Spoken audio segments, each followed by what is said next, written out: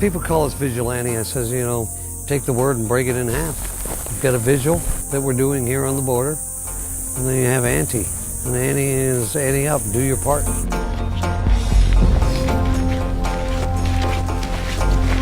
Overwatch base camp, they were just relayed over. When I was a kid, this one quote that Kennedy had has always stuck with me, and that is, you know, ask not what your country can do for you, but what you can do for your country.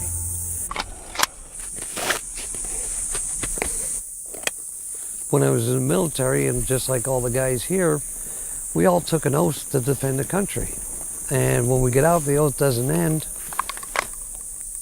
It's vast, it's huge, millions upon millions of acres. The more brutal the terrain, the more the drug runners love it, because the less roads means less access means less border patrol means easier time getting through.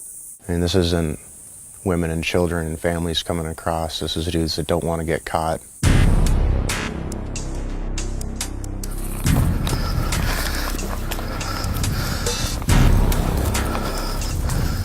And 3 games. And all the games are the cartels' games. We're just trying to play with them. First, you have a game of hide and seek. So we have to go out and find where they're pushing through. We're doing reconnaissance on the dope trail. It's hard enough to see them in the day, but to see them at night is another story. We found several different tracks. We found 2 scouts heading southbound within the past day or 2. Team 2, Charlie. Team 2, send it.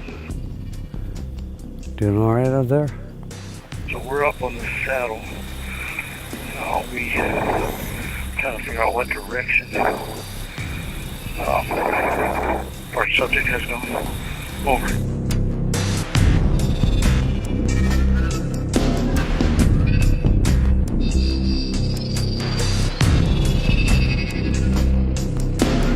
Once we find them, then we put the cameras out.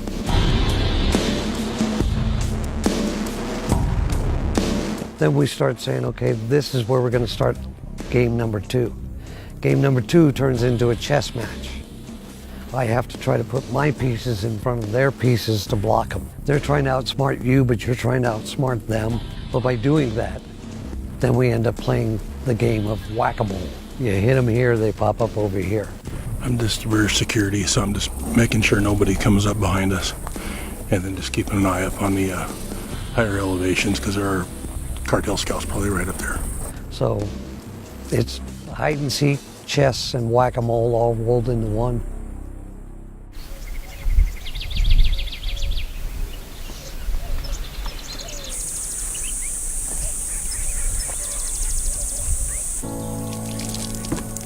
So my take on building the wall is, well, I'll believe it when I see it. If they do build the wall, it'll help, but it's not going to stop it, because you need somebody watching that wall. Look, if they had a wall right here, right now, is that going to stop anybody? Because there's nobody here, except for us. By being out here, it's, you know, I'm just trying to affect some small level of change. We're a small group of people. We can't move mountains, but we can do the best we can.